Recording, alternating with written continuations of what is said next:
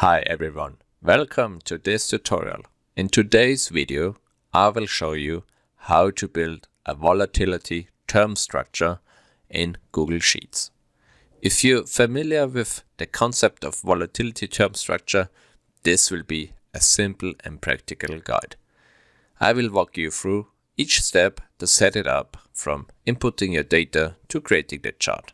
By the end, you will have a clear and accurate volatility term structure for your trading or investing. Let's get started.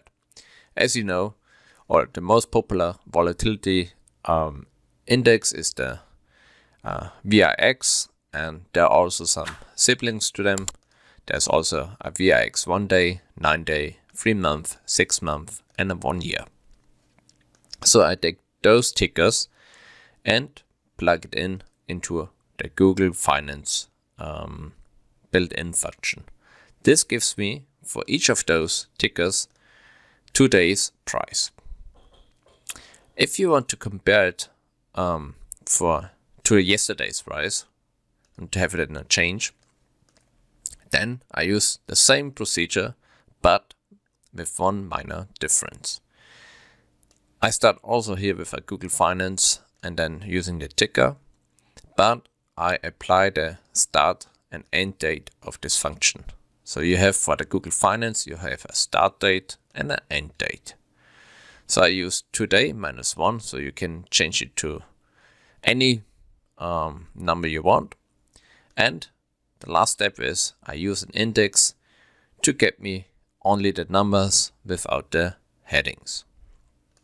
So this is all I do for this one, to get the numbers. And then I do just a simple change in percentage.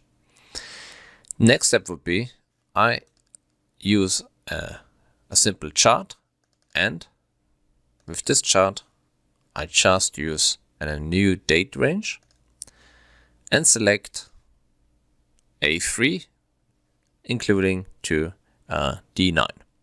Using this one and selecting a line chart, and that's basically it. And then you get this nice volatility term structure, which automates every, I think, 5 minutes or so.